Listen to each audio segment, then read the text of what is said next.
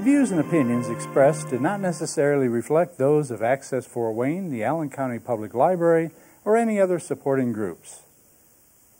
If you'd like to produce a show, call us at 260-421-1250.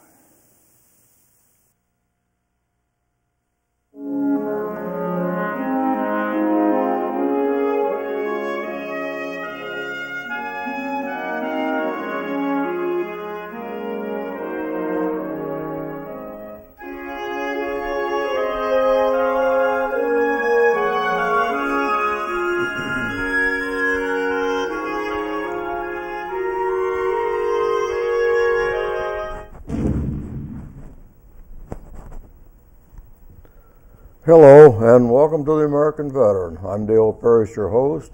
The co-host is Carl Fowler. Before I introduce our guest, Carl has a few words he'd like to say. Last month, the local Korean War veterans lost a valuable leader due to a heart attack. Our commander, Ken Remke, and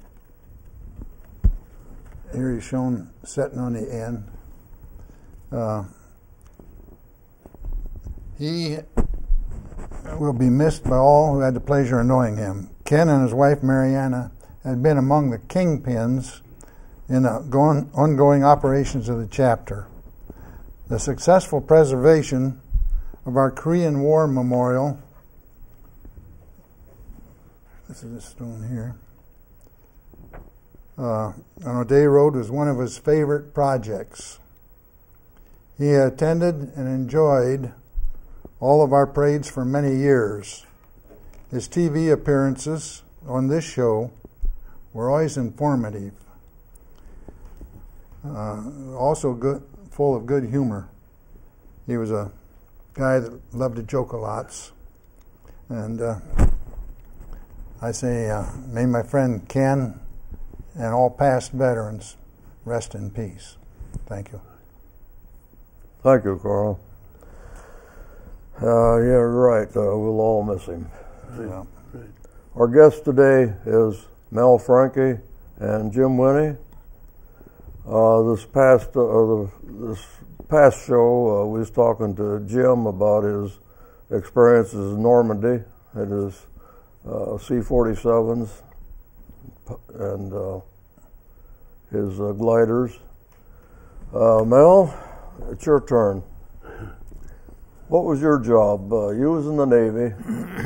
What was your job? Work. Yeah, I got into, after boot camp, I went into the machinist mate school at Great Lakes. There they taught us how to repair and run and operate and all the engines and equipment aboard ship, which was operated by steam. So you know how Uncle Sam works. He'll change it for you as you go along. Right. Well, we left Great Lakes and went to Norfolk, Virginia, and they put us in the amphibious force, and that's all diesel. So I had to start over. Your training didn't amount to much then, did it? No, it was still good. We had a few things to use that was operated by steam, but like the heating system and a few things like that. Okay. But on the ship, well, I'm a little bit ahead of myself here. I was at Norfolk for 24 days, and a big draft came along, and we got shipped out to the Solomons, Maryland.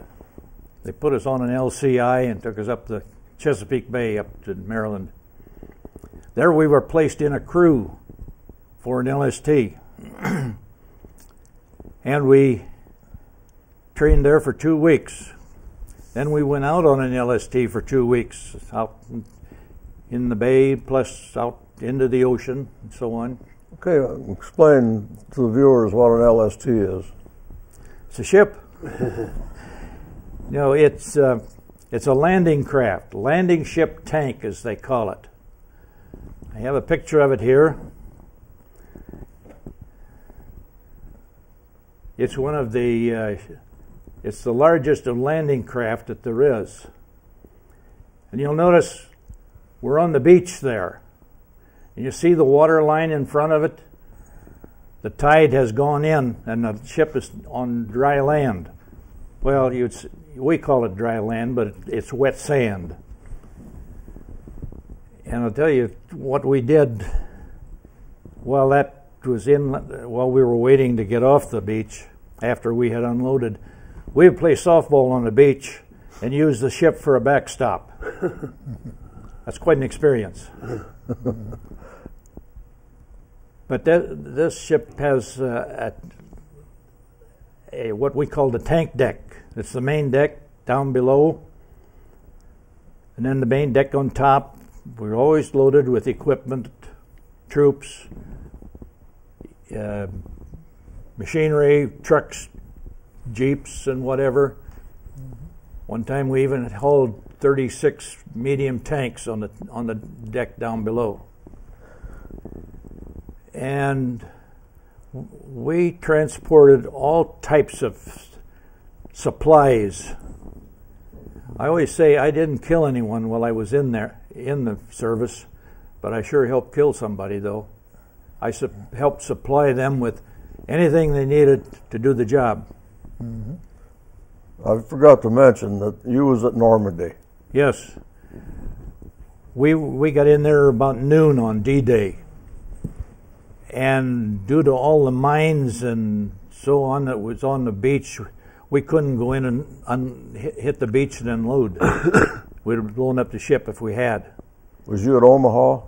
Yes, we were at Omaha. That was the worst hot one. spot. That was the worst one.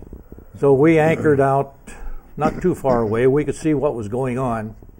They were using small boats. We had 6 LCVPs on board.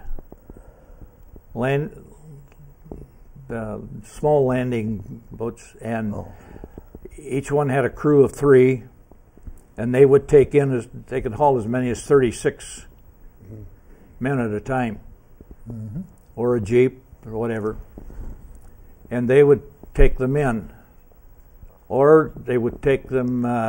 We would unload them onto what they called a rhino barge, huge flat. Like you see the barges going down the Mississippi and so on. Yeah. Well, that's what we had there. Was they were very shallow, and that's the way we were unloading. So we got to unload D+1 and D+2. And after we got the tank deck unloaded, well, even before that, on D-Day itself, we were just waiting, and we had all those troops aboard and the equipment and everything. The ship was full. There wasn't a vacant spot on it. And yet they were bringing casualties aboard. Yeah. They had no place to put them. They were out floating in the water, so they brought them aboard ship. Yeah.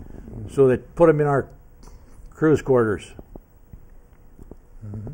And then after we got unloaded, we converted the tank deck to a hospital room, or hospital ship, actually. We put the brackets on what we call the bulkhead. You'd call it a wall. Yeah.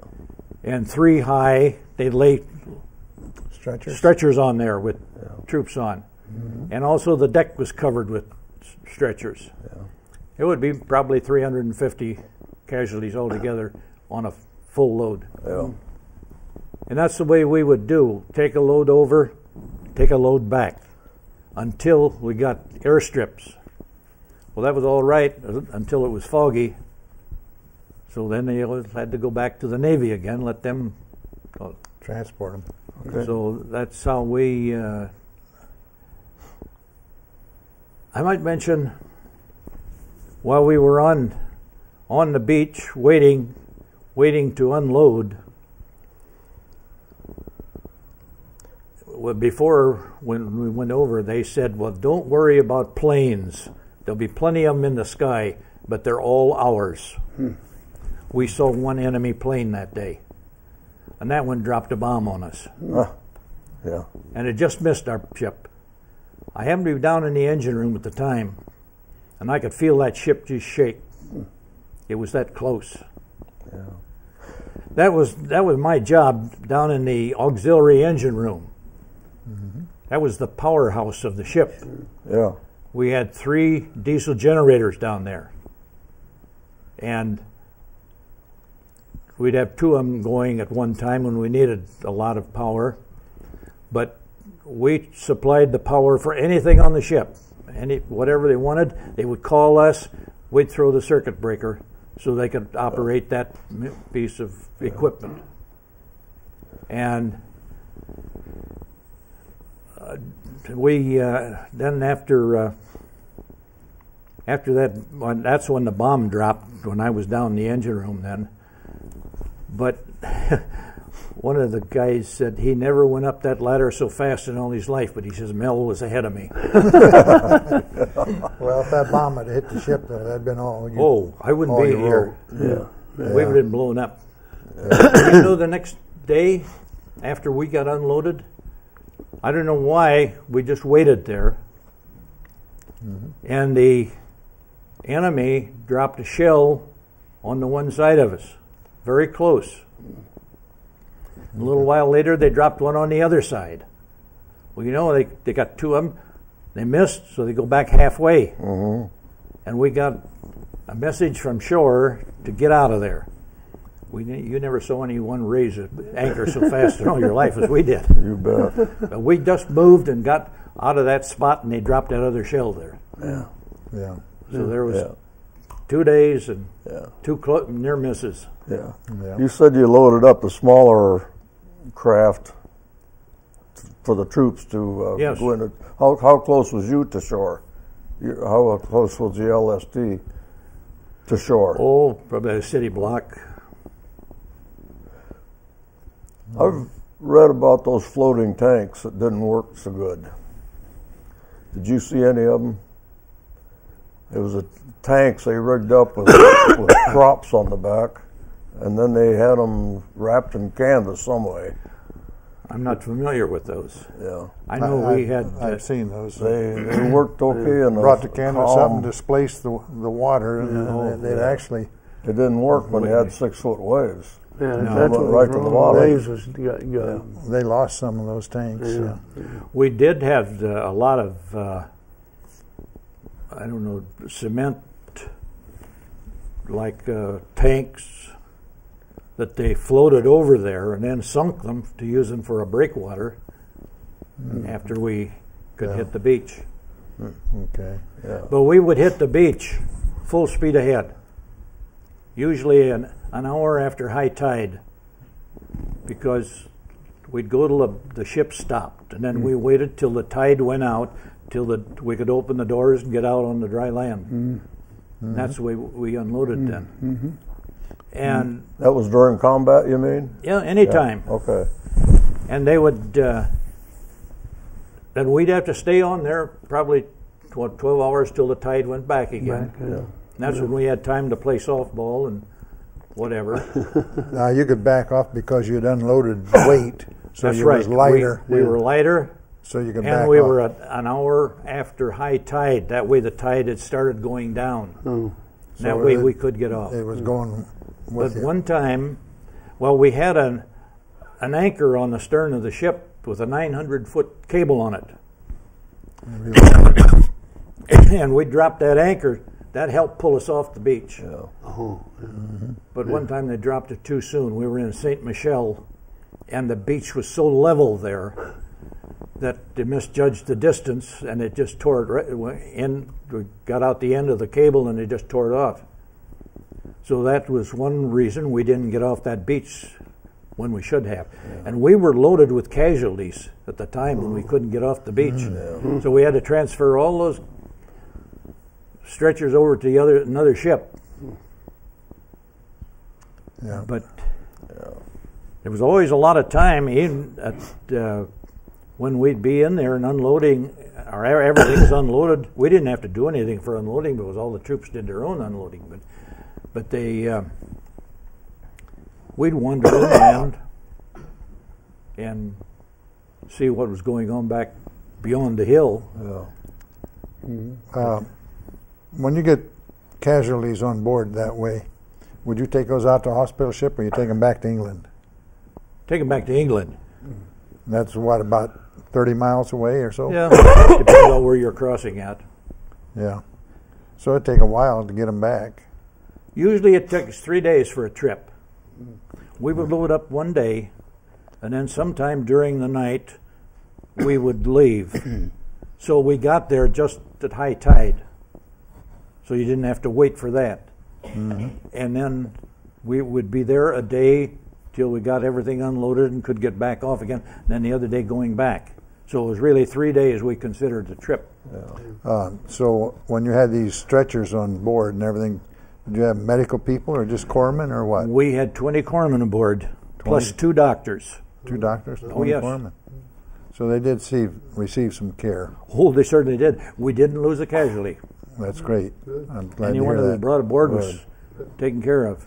Well, they all had first aid before we got them, or all but the first day, but Yeah. they... They'd be bandaged up and so forth. Oh, yes. Yeah. Okay. It was quite an experience there with those casualties. There's probably a lot of LSTs operating there too, wasn't there? Oh, It yes. was all doing the same thing. There were several hundred LSTs there. I Several don't know hundred, the exact amount. We hear so many different numbers. Yeah. But we've heard that there was even up to 6,000 ships there in that channel at the time. We often remarked about it. Walk across. We could walk across the channel without getting our feet wet. That was the biggest invasion in history, I guess. That's right. Yeah. And we operated there for a year till the war was over. And we made 53 landings in France. 53 trips across that ocean or channel and taking equipment over, troops back, baby prisoners back. And on our last trip after the war, we took a load of German prisoners from England back to France, dropped them off at Le Havre, then went over to Cherbourg and loaded up. Got some of our own troops that were there and took them up to Norway to be occupation troops up there. Oh. Okay. And we came back and played around a little bit and ended up coming back home then. I read a little bit about the LSTs the other day, and I was surprised how large they were. 347 feet. I believe. 327 feet long and 50 feet wide. Yeah. And 68 ship's company and 7 officers. Yeah. Of course, then they brought those boat crews in for those extra boats we had. That was a couple extra officers plus a 3-man crew for each boat. In front of the ship only drew, what, 4.5 feet of water, something like that? Yeah. 8 feet was the limit in the back. But Yeah. it was what they call a floating bathtub. Yeah. Actually, it looked just like these old-fashioned bathtubs. Did it? Oh, yeah. Yeah. Pretty flat bottom. Flat, definitely flat bottom. But you just slide right up on the beach. You get that many tanks on there, though, you've got lots of weight. Oh, yeah. You carry lots of weight on that, plus Oh, all the yes. troops and their supplies and everything. You know, most of those guys at tank crews was their first time going into battle. And were they anxious? They couldn't wait to get off of that ship, and they took off. They were just like hot rods going up the beach. How many of them survived, I don't know. Yeah. But they felt at home on land, and they didn't. That's right. With that water under them. Oh, yeah. Because the tank don't float too well. No, they don't. Unless it's equipped that way, and they weren't.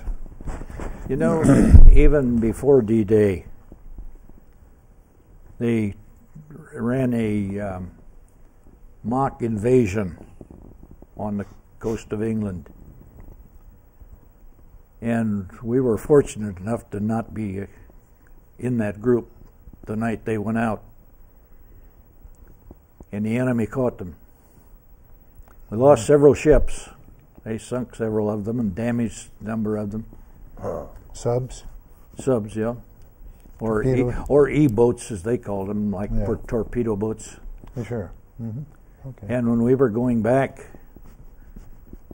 across the channel, why, the alarm sounded one night after midnight. And we knew it was a real thing because of the way when it was a drill, they would just play with the siren a little bit, up and down. It turned it on and let it run. And we knew it was a real thing. We quick got out, grabbed our life jackets, and went up topside. It was like daylight out there. 9 of those E-boats came from right through our convoy. And then they came back, and they came over on the side, and they threw flares across on the other side. And that way we were silhouette for them to see. And so we lost 2 ships that night. Yeah. It's something to sit there and watch a big fire out there on the ocean, and all of a sudden the fire is out. Now, your LST didn't have armament on it as far as weapons, did it? Oh, yes, it did. You did have weapons on? Oh, so yes. you could fire back at them? Oh, yes, I was on a 40 millimeter. Okay. We had 7 of those aboard. And there were 20 millimeter guns aboard. There must have been a dozen of those.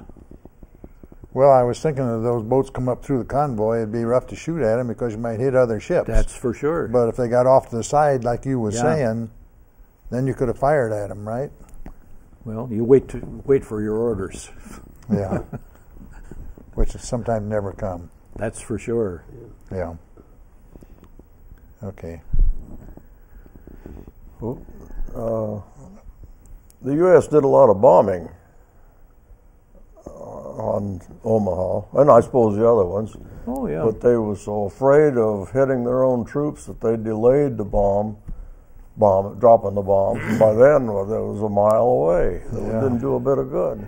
Well, Of course, you couldn't drop them on their own troops either. before D-Day, for every bomb they dropped on Normandy Beach, 2 bombs were dropped somewhere else in France to make it look like it was over there when we were going to invade over here. Yeah.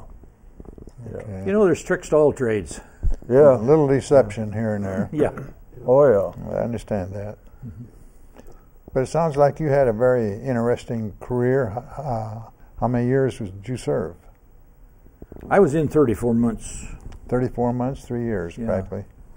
And then Uncle Sam had me back once again after that, and I had The 16 Korean War. months at that time. Korean War. Now, what did you do during the Korean War? I was on a destroyer. Tin Can. Tin Can. We were in with the 6th Fleet in the Mediterranean. Okay. We left the States in January, about the 9th of January, and crossed over and replaced the ships that were over there. Then May we were replaced. We were there that long. We had 13 ports while we were over there. Yeah. We never stayed in a port over 2 weeks at a time. We'd always be going, even if it was back in the States. You always kept moving. But you was in Korea, or near Korea. No. No, you're Mediterranean. Oh, No. okay. But we were there, what you'd call standby. Yeah. If they had needed us, we could have slipped through Okay. the canal there and been over there in a hurry. Sure. Destroyer is a little bit faster ship and got a little bit more ornament on it, hasn't it? A little bigger arm. They had 3-inch guns on the destroyer. Throw a shell a little bit further. Yeah. The destroyer was about the same size as an LST. About the same length, but it was not as wide. Instead of being 50 feet wide like the LST was, it was only 30 feet wide. Yeah. And it had a keel on it. Yeah. And when we took that across to the Mediterranean, we were in a storm, and that ship rolled 45 degrees each way for 3 days. You go beyond 45, you're kind of in trouble, aren't you? Well, a lot of them have been beyond that. They have a record of that where they go because, well, it depends on the current too. That helps you one way or the other. Okay. But you would think it would be the end of it, but you know how it is. Those waves go back and forth. They don't stop and just wait there. They just keep moving. Right. So even though you go over, you might get a counter wave, throw you back the other way. That's for sure. Plus, you always had ballast in the bottom of the ship to That's true. bring you back. Yeah. Okay. Both of them were good duty. Which did you prefer? I would imagine destroyer. Well, that would be my choice, but the LST was much better duty. Was it? Oh, yes. Oh, okay. The destroyer, you were on escort duty more than anything. Right. For convoys and stuff this way. That's right. Mm-hmm. And you would be down, you wouldn't even see the convoy. You'd be going way out the distance. Well, your first line of defense. Keep right? checking around. Yeah. You're hunting the enemy that's for sure. at that stage all the time. Now, talking about speed, an LST, the top speed of that would have been about 8 knots. Okay. Although we very seldom went that fast because usually, well, anytime you're in a convoy, the speed of the convoy is determined by the slowest ship. Right. But it took us 14 days to cross from Halifax to England with the LST, and coming back the same thing, 14 days. But with the destroyer, we made it in 7 days. Yeah. About the same distance. Yeah. About half the time. It'd do some 30 knots or more. Mm-hmm. Yeah. And there's some of them that were faster than that. Some of the real big ships could even do more than that. That's moving right along in water. Well, they've got these aircraft carriers now, and the nuclear jobs, they get out and move. They sure do. Some of the smaller ships have trouble keeping up with them. That's right. How long was you overseas during World War II? Oh, golly, I don't know. I was over. We were over in England for 16 months. 16. So took us weeks to get over there and weeks to get back and so on. Yeah, sure. And coming back to the States, we had about 20 ex-prisoners of war. You know, they never put one unit on one ship of troops of any type. Yeah. If there was a unit here of 1,000 troops, it was divided up maybe on 10 different ships. Do you know why? If they'd sink that ship, they'd lose the whole unit. Yeah, true. Or this way, they'd only lose a part of it. Yeah. Makes sense. Yeah. Yeah. Okay.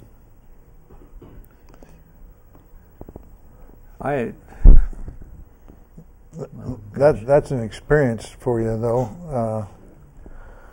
I imagine you've kind of proud of your service. I'm proud of your service.